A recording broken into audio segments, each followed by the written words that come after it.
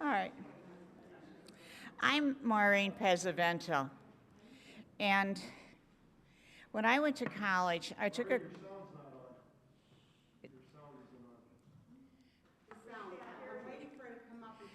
Okay, all right.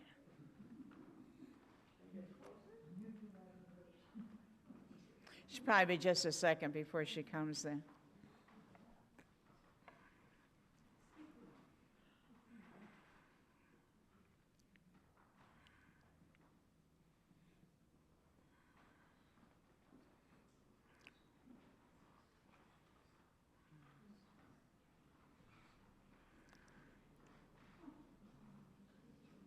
Would she go down to get the janitor?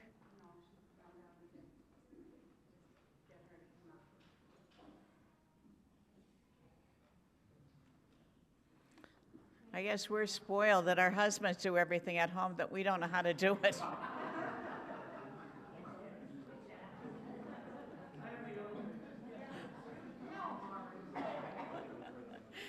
You like that? Pardon me? Is there a switch on that little black box at the bottom of the microphone? Not the, The other microphone. this other microphone I cannot touch. I should tell you that today we are being televised for Channel 19. And that's what this microphone is, and I cannot touch it. Or so my friend Mr. George in the back, which I thank very much for coming here today to do this for us. So if you miss anything here today, you can watch Channel 19 for the next 10 years and see us on every once in a while.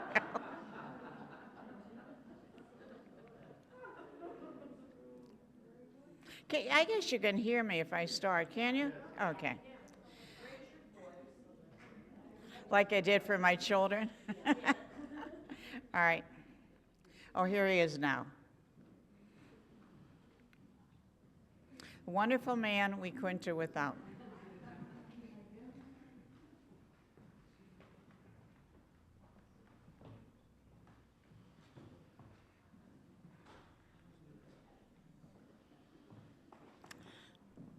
Mr. Brady is a godsend to the Century Club.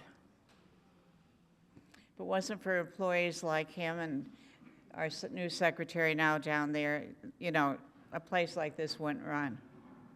And they do it because they love the place, not because we're paying them those big high salaries that they like to get. But they're wonderful, wonderful employees. Can you hear me now? Yes. Okay. All right. Thank you. Yeah. Okay. When I went to Marywood College, I took a course on Lackawanna County history. And in it was about Dr. Matthew J. Shields. I had never heard of him before. Don't tell me why, but I fell in love with the man and what he did. And I've tried to promote him through the years because I think it's wonderful what happened here in Scranton and that he did. And today we are lucky enough to have Mary Ellen Finnegan Perrault, whose grandfather, Peter Kelly, was one of the original miners who was from German, who started the first aid movement with Dr. Shields. Mary Ellen and I go back 60 years. We went to school together to Marywood. We graduated, and she went on to teach school for 46 years in the Upper Valley, right? And she does a lot of different things in German, and her main thing, I think, is the trees and the flowers and everything that she likes to do, right? German shade tree. What's German shade tree. the German Shade Tree Commission is what is her pet thing for doing. But every time there's something for Dr. Shields in the area, Mary Ellen's always there to see and to support it 100%. So I'd like to, as our first speaker tonight, I'd like to present Mary Ellen Finnegan Perrault, my classmate.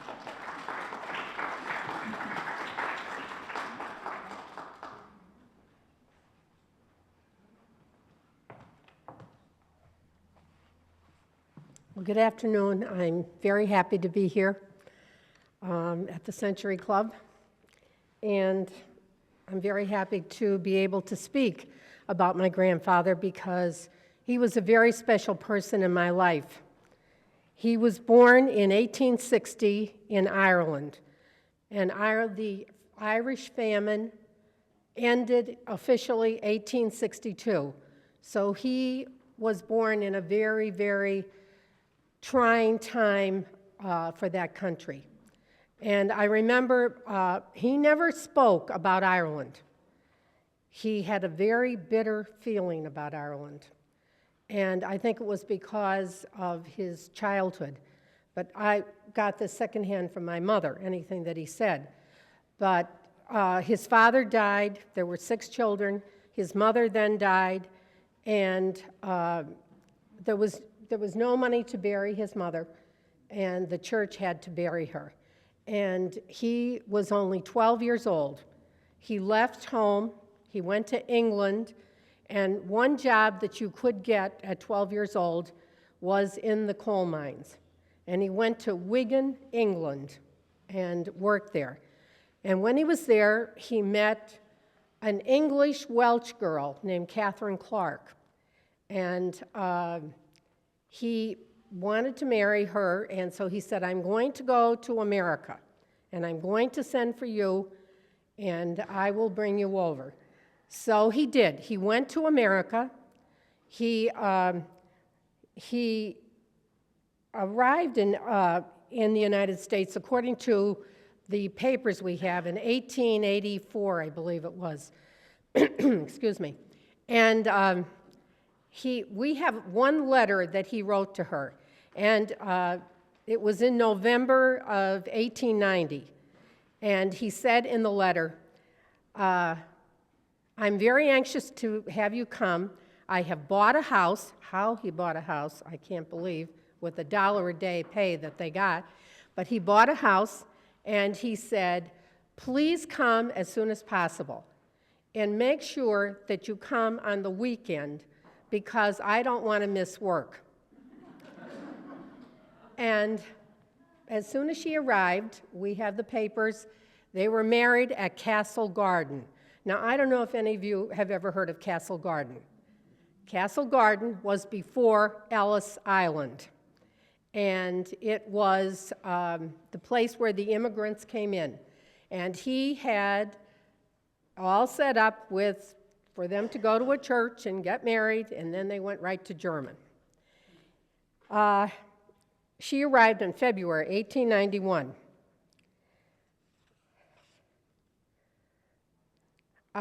He kept a diary. He only went to 5th or 6th grade, but he was a very interesting person. He did not have an Irish accent. He did not have an English accent. He never made a mistake in grammar. And he wrote for the Scranton Times. He loved to write for the Scranton Times. And he would protest things, or he wrote poetry, he would discourse on various subjects. And I always remember, I still have many of his diaries at the house. They weren't interesting. He would always put at the top, work today or no work today. That was the key. That was the important thing. Do we work or don't we work? And I don't know if you know this, but in German, I don't know how it was with other collieries, but in German, one blast at 7 p.m. in the evening meant you would work the next day, and 2 blasts would mean you didn't work. So everybody listened for that whistle to give the signal. There was a strike, a general strike in the mines in 1902, and Theodore Roosevelt came by train to settle the strike in Wilkes-Barre. And so that was a very, very bad time for the miners. And my mother told us the story. They were just small children. And my mother told the story that they each got a stocking for Christmas. And in the stocking was an orange and a nickel. And during the day, and the kids were very excited because they thought, oh, what we could get with a nickel, because you could get a lot of candy at that time for a nickel. So their mother said to them, you know, you have a nickel, but it would be so nice if you would all give the nickel back to your father, because he could really use it. And my mother said they all gave up their nickel to their father, which I thought was a very touching story. The miners in German were very frustrated because many of them had worked in England. And in England, there was a first aid movement. And it was started by the St. John Ambulance Corps. And they even published a little booklet on how to treat injuries and wounds when they happened in accidents in the mines. And so these miners from England and Wales and Scotland came to German, and they knew that there were methods that you could take care of them right away. Now, this mine in German was not one that you went down in an elevator. You didn't do that. It was called a slope, and so you walked down into the slope, way down. But there wasn't, as I said, they might have, and I think there were cars going back and forth. They could have ridden the cars too. But mostly they talked about that they walked down. And so by the time they got the injured person up to the surface, and there was always a blast, there was another signal that when there was an accident at the mine, they would sound a blast, and all the families would run over to the mine. The mine was across the river, not very far. It's a small town. It's 1 mile square, so it was easy for them to get over there fast, and they would wait to see who was injured. And by the time that the poor miner got up to the surface, many things were happening with whatever injury he had. And so Dr. Shields was the doctor that he lived on Main Street, and he would rush over. That's documented in many different accounts that I have, that Dr. Shields would rush over and try to take care of the miner. Now, my grandfather was injured in 1895, and first aid in German was started in 1899. And so my cousin and I went down to the McDade historical thing because we wanted to see what they would say about my grandfather. Was he in the books? And they kept meticulous documents. Every injury was documented, what happened. My grandfather, if you worked in the mines, you were a worker. If you took a course, you were a miner. So that was an elevation, you know, that was more than just the ordinary worker. He was a miner. He took the course. And he, with his partner was setting up the dynamite for the blast. And he told my grandfather, he said, why don't you go over there and tell the guys that we're going to blast in a couple of minutes. So my grandfather went over. Well, his partner did not wait for him to come back. And so the dynamite, the coal and everything exploded in his face. And he was brought up, and the doctor, and I don't know if it was Dr. Shields, but I know there was a doctor in attendance. And the miner said his nose was broken. His face was all cut. He was damaged. His whole body was, from the blast, he had injuries. And one of the miners said, "Doctor, aren't you going to set his nose?" And the doctor said, "No, because he's not going to survive." And he didn't say it, but in his mind, my grandfather wasn't going to make it. And because of the blast, he had blue lines always here, and till the day he died. That was from the coal dust. And when the cuts happened, then the coal dust just stayed in there. And in the casket, he had his blue lines right there. And I can remember friends of mine coming to visit me, and my grandfather lived with us. And they would say, "Your grandfather is funny looking." And I said, "No, he isn't." I said, "He was in the mines, and he was injured. And his nose is broken, and that's from the coal dust." I would always explain, because he did. I'm going to show you a picture. I'll pass it around at the end, and you can see my grandfather. He was a little tiny guy. And you can see the lines. You can see his broken nose, and he was 89 at the time the picture was taken. They took him by the ambulance. The ambulance was a black box driven by 2 horses, and they put you in the box, and my mother always said that, my grandmother said, the ambulance pulled up, they took him out, and they dumped him on the front porch and left. And he survived. He didn't go to work for many months, according to the records up at McDade. But he went back to work. He worked till he was 70 years old. And I just think it was such a courageous thing to do. But in those days, you had a family. That was all you could do. My grandfather and he was in a band of 25 men that got together and said, we have to do something about the injuries in the mine. And they met for the first time. Now, I'm going to tell you a little dispute, and the Red Cross is here, so there's a little dispute about Dr. Shields and about the miners. One version is that the miners met in various homes in the beginning, and talked about it and decided what they were going to do. That's one version. The other version is that Dr. Shields asked them to join together to do he didn't call it first aid, but to take care of the injuries. Now, the St. John's ambulance had this little pamphlet, and one of the miners in German had a brother still over in England, and he said, send me a couple of those pamphlets, he said, because we really need them. So Dr. Shields got these men together, and they met, and I'm sure you've heard of this place in Germany, the Windsor Hotel. That's where they met. And Dr. Shields proceeded to teach them very rudimentary skills in taking care of injuries right at the start of the injury. Up until this time, and this is kind of fascinating, to stop bleeding, they used a plug of tobacco. For burns, they put the grease or the oil from they used on the machines or the thing down in the mines. And they didn't have any bandages, so they used rough paper that they could obtain in the mines.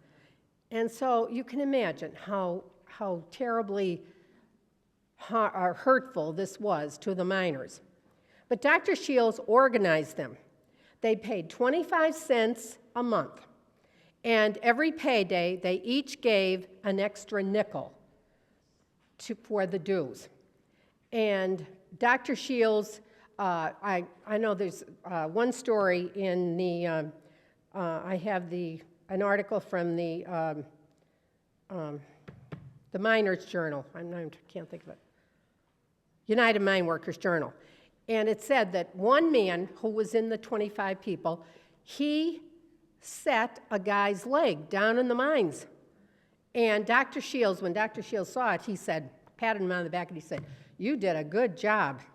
He pulled the leg together and got the bones lined up. Another thing that Dr. Shields did, he organized them into groups so that they were in one section or in different sections of the mine, and they would have a little box, and in it were first aid things like bandages and different things, very, very simple things. And this was hung on a nail someplace in the mine, and one of the first aiders would have a key. And so if anything happened, they could immediately go and open that box. And it said in the article, and if anybody wasn't available, a first aider wasn't available, they would just smash the box. It would be easy, to get it open and to get at those materials. So that was one of the things that Dr. Shields put into practice in the mines. I understand they didn't have bandages in the beginning. So the women, their wives, would take petticoats and sheets and old sheets and towels and tear them up for bandages so that they would have something. You can just imagine, there were so few things to treat anything. It's just incomprehensible to us. But this is how it was. It was really tough. Now, let's see where I am. Oh, Dr. Shields, he stayed in German, and he liked being in German, and people liked him. But he had a house and his office on Main Street at the corner of Franklin and Main Street, and a fire destroyed his home and his office. So he decided to move to Scranton.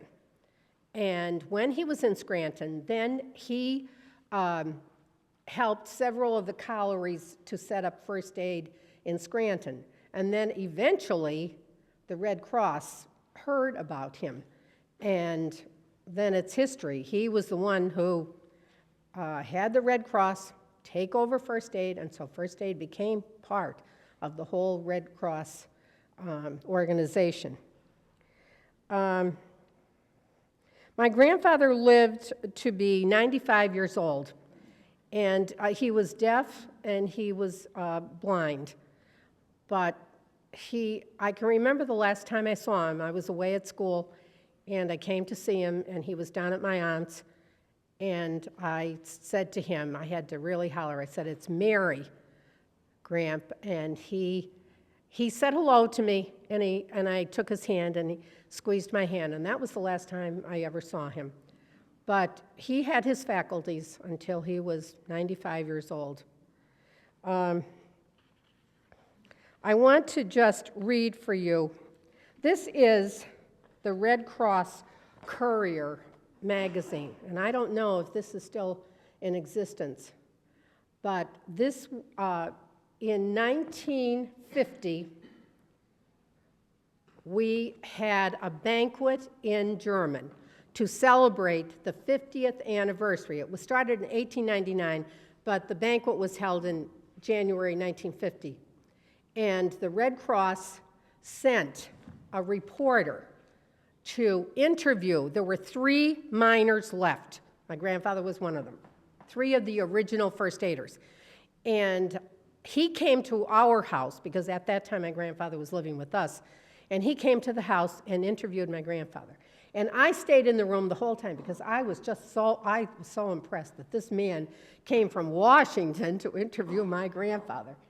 And I remember he got a lot of information from grandfather, that he stayed quite a while, stayed a couple of hours. And then he was also at the banquet, and the banquet was a big deal, and I can remember I was a waitress at the banquet, and I was so thrilled to be there with all the big shots and whatever. Now, the United Mine Workers, where is my United Mine Worker thing?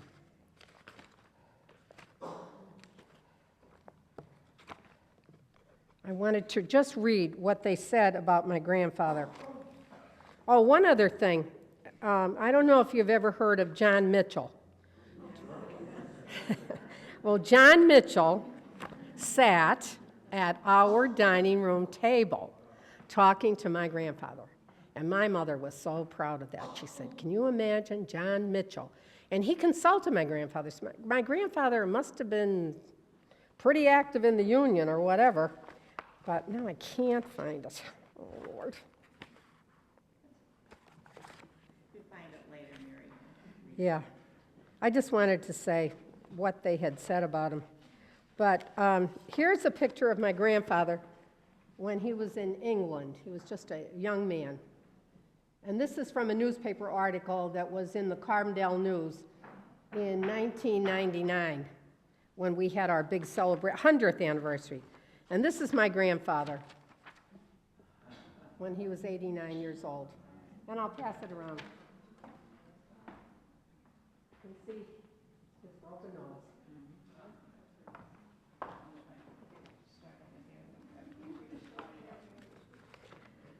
Well, I think I've said everything I can, and now the person from Red Cross can take over. Oh, you're going to, okay. Thank you for your attention, and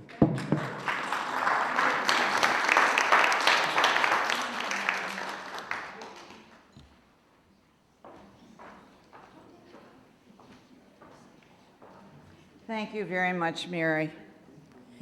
That was very, very nice. I knew she'd be a good speaker. She was always a good student when I went to Marywood with her. All right, there's a couple things I want to tell you about. One is this picture over here. This was done by Harrison Fisher, and he only did pictures of beautiful women. And the women, they used to call them the Fisher girls. And I don't know if you know who Sister Cora Immaculata is from Marywood. But anyway, as you can see, the two paintings here on the wall are John Rott. No, I forget who this is, from California. I mean, these are all very good paintings. But Sister Cora Immaculata was more thrilled over this painting than anything else that we had in the club. And she said there's a poster group in New York that we should get in touch with and tell them that we have this here. Because she was really surprised that we had something of this nature here, okay? But a couple of things I want to tell you about. The one is, I thought you'd get a kick out of this. I did reading this last night. Dr. Shields went to school to the University of Vermont. And you had to have a preceptor to go there, and his brother was his. But this is the 34th annual course of lectures being given at the University of Vermont in the medical department, and it'll begin on the first Thursday of March, 1887, and continue for 20 weeks. In order to become a medical doctor, you had to have to take 2 of these courses for 20 weeks each. A preliminary course of lectures and recitations on the principle and practice of medicine, surgery, anatomy, obstetrics, diseases of women, psychology, and their auxiliary branches began on the first Thursday in November 1886 and will continue until March 1st, 1887. Opportunity is afforded for private dissection, materials furnished at cost, daily demonstrations are made by the instructors in anatomy, and the fee for the whole above course is $35. Now, if any of you have anyone in medical school today, that is, the other thing I'm going to pass around now before I start talking is a model of the original Pullman car.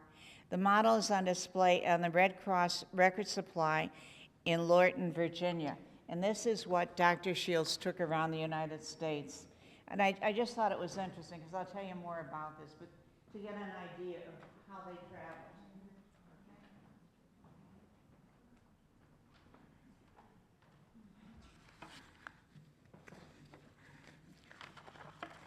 Dr. Shields was born in Crawfordville, Georgia. He had 5 brothers, and he was the youngest one. All of his brothers became medical doctors. His father died when he was young, and his mother and he, I guess the other brothers, he was, the youngest, so he was probably the only one left home when his father died, and probably they didn't have any money, to live. So they went and lived with the doctor that lived in Carbondale. In 1881, he joined his elder brother, Samuel, a Confederate War veteran in Carbondale, Pennsylvania. He worked in Carbondale Railroad Roundhouse to earn money for college. And the first lecture series he took was at the University of Vermont. That is not where he finished school.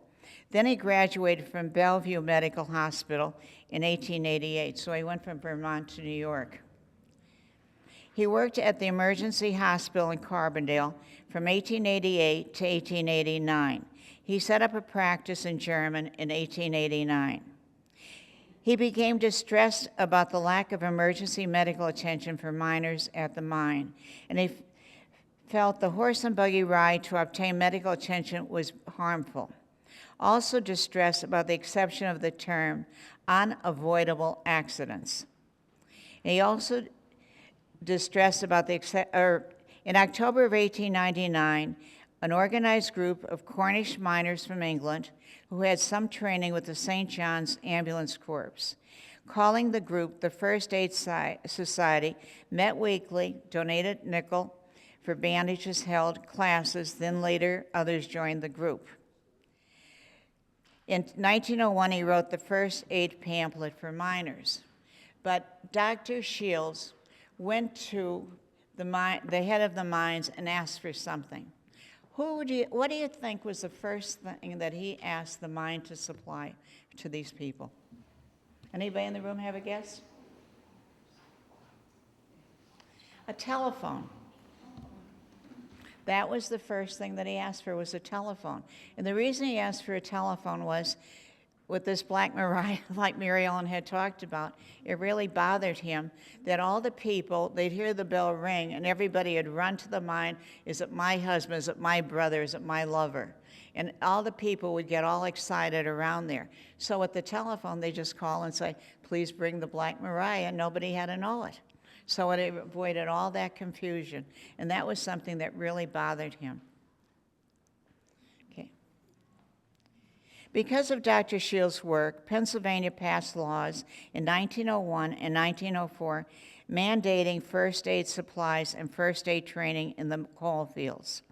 1903 to 1909 organized the first aid contest between the mining companies. In 1904, a fire destroyed his home, and it also destroyed, I believe, 3/4 of the town of German in that fire. And that's when he moved to Scranton.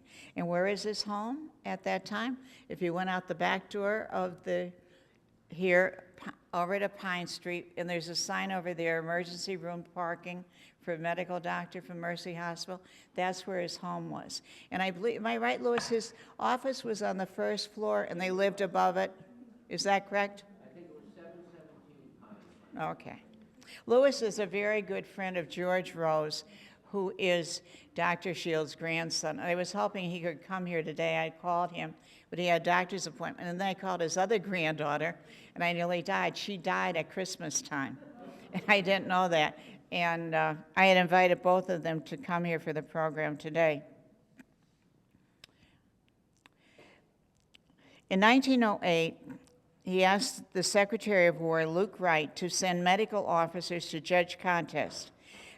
Colonel Charles Lynch was one of the judges. His report to Secretary Wright was obtained by Miss Mabel Boardman, Secretary of the American Red Cross.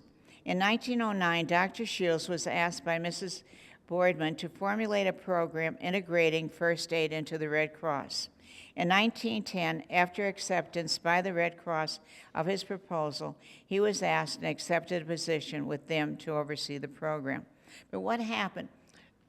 This woman that took over for Claire Barton in Washington had heard about the contest from these doctors that came here to judge it, and she couldn't believe it, and she came here and saw it, and she had asked Dr. Shields if he would make this proposal to the Red Cross and that he would join them. From 1910 to 1917, he toured in a donated Pullman sleeper car, which I passed out to you, teaching the principles of first aid throughout the United States. 1917 to 1918, he commissioned a major in the United States Army organizing first aid training. 1918 to 1928, he continued touring the United States in what by now became the 5 railroad car fleet. Retired in 1936 and died in 1939. Dr. Shields had connections here to the Century Club. His wife was a member. His grandchildren, George Rose and Maggie Shields Kiesling, came here and took dancing lessons. And Maggie also had her wedding here, her wedding reception here at the Century Club. So that they were very active in the Century Club through the years. On November 5th, 1910, Pullman Company donated the first railroad car for use around the country as a classroom for first aid instruction. It was called Red Cross Instruction Car Number 1. It had a lecture room with seating for 50 persons on camp stools, living quarters, office, and kitchen.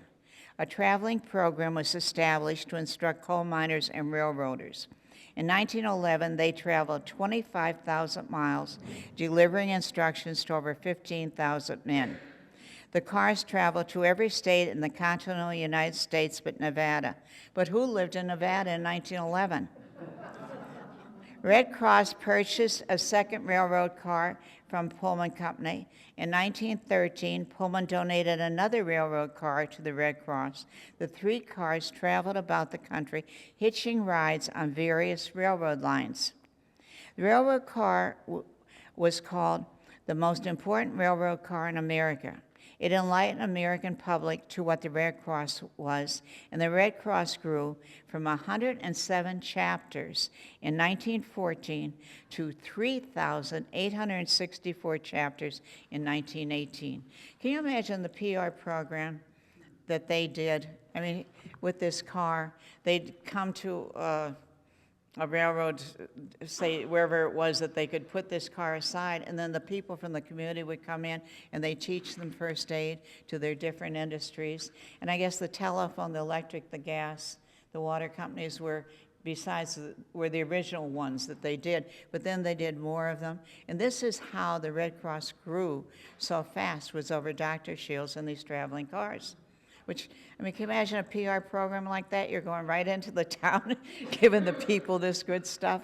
I mean, it was just a wonderful, wonderful, program. I mean, it's a shame that more people don't realize what started here in Scranton.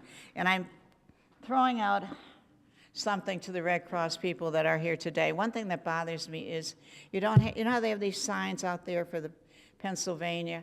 I think the Red Cross should have one in front of their building saying, "First aid started here," and tell the little story about Dr. Shields. I'm just throwing that out to you people as an idea. Okay? Now, the next person I would like to talk about is Charlotte Wright.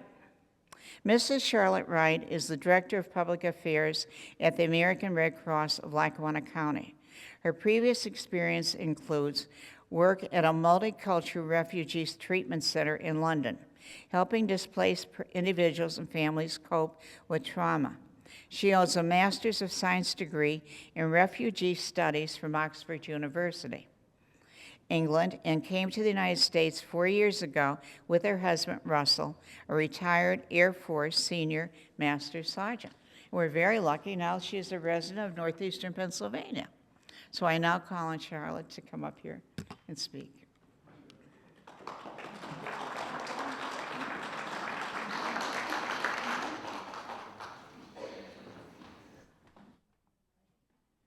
Okay. Thank you and good afternoon. And it's with great pleasure that I'm here today to talk about the 100th anniversary of the introduction of first aid as a Red Cross program. And as you've heard from a number of speakers today, about the history and the origins in the local area. Dr. Shields was not only a man of science, but he was a humanitarian. He saw a need in the local population and came up with a solution to that. Thanks to his foresight and dedication, workers in local mines received the first opportunity to learn first aid skills that could save a life. Today, I'd like to talk to you about his legacy and the implications of his legacy for the American Red Cross and our mission. As the history buffs among you here today will know, the American Red Cross was created in 1881 by Clara Barton. She worked with the International Red Cross movement in Europe and saw the needs of sick and wounded soldiers in the Franco-Prussian War. On her return to the US, Clara successfully petitioned the government to sign the Geneva Convention, a treaty that would protect the interests of sick and wounded soldiers during wartime. In 1900, the Red Cross received its first congressional charter outlining its mission, and that charter remains in effect today. It charges the Red Cross with giving relief to the members of the armed services, assisting with emergency communications between military members and their families, and providing national and international disaster relief. It was in 1910, as we've heard, that the American Red Cross first formally acknowledged the work of Dr. Shields. Building on his pioneering work providing first aid training in mines in Germany, the Red Cross created the first Red Cross first aid program. As you've heard, Red Cross workers and volunteers toured the country teaching first aid skills to employees in mines, factories, and railroads. It was Dr. Shields' innovative work that forms the basis for all Red Cross health and safety training today. So when your teenage child takes babysitter training, when a mother learns skills that could save her infant's life, when someone saves a life with CPR. This is all in large part thanks to the work of Dr. Shields and his determination to put life-saving skills in the hands of people everywhere. In the 100 years since the Red Cross created the first Red Cross program, first aid program, the Red Cross has been at the forefront of health and safety training. In the aftermath of World War I, the Red Cross introduced instructor training for non-professionals, completely changing the face of first aid instruction and allowing non-health professionals to teach first aid. In fact, at the height of the Second World War, 27,000 Americans were certified to teach first aid. Over the years, the Red Cross has built upon medical research to provide an ever-growing number of life-saving training courses to the American public. On any given day at your local Red Cross across the road, you can find people learning CPR, first aid, babysitter training, HIV and AIDS prevention, pet first aid, and the use of automated external defibrillators. We're constantly expanding our training. In fact, in 2010, we introduced the Wilderness and Remote First Aid course. Now, I'm known here not for my mathematical skills, but I'd actually like to share a statistic that I think would really help put today's celebration into perspective. At the time of Dr. Shields' passing in 1939, the Red Cross had trained 2 million people in first aid. Now, 100 years on an average year, the Red Cross trains 15 million people in health and safety training. However, Dr. Shields' legacy goes beyond life-saving training. He was not only an innovator and a doctor, he was a humanitarian. He saw the suffering of miners and their families and sought to place the power to save lives into the hands of people who could do the most good. He saw that with the right training, every miner could respond to an emergency and improve the chances of his fellow worker. This humanitarian spirit is at the heart of the American Red Cross. The American Red Cross empowers ordinary people to perform extraordinary acts in emergency situations. We train, we mobilize, we connect donors and volunteers to those in urgent need of a helping hand, whether it's a heart attack or a hurricane, a call for blood or a call for help. The American Red Cross is there. When an 8.8 magnitude earthquake hit Haiti on January 12th, we were there. Red Cross workers have been working around the clock for the last 2 months to provide food, clothing, shelter, sanitation, and health facilities to 1.2 million people affected. The American Red Cross has helped nearly 1.9 million Haitians, and we expect to support hundreds of thousands of additional survivors in the years to come. And in Lackawanna County, where so much Red Cross history resides, the Red Cross continues to be there for local families and individuals. When over 400 local people suffered the devastation of a home fire last year in Lackawanna County, Red Cross volunteers were there to offer food, shelter, clothing, and a guiding hand. When over 150 local military families needed to reach a loved one during an emergency, Red Cross volunteers were there. When patients in local hospitals needed blood, we were there to connect local blood donors with those in need, giving up to 36,000 people the gift of life last year. When over 6,000 people in Lackawanna County looked to the Red Cross for life-saving training, we were there to continue the work of Dr. Shields. So you see, today is not really just a celebration of life-saving training. It's a celebration of the humanitarian spirit which drives local Red Cross volunteers and donors to transform a time of crisis for someone into a time of life of hope. So thank you so much for inviting us to be here.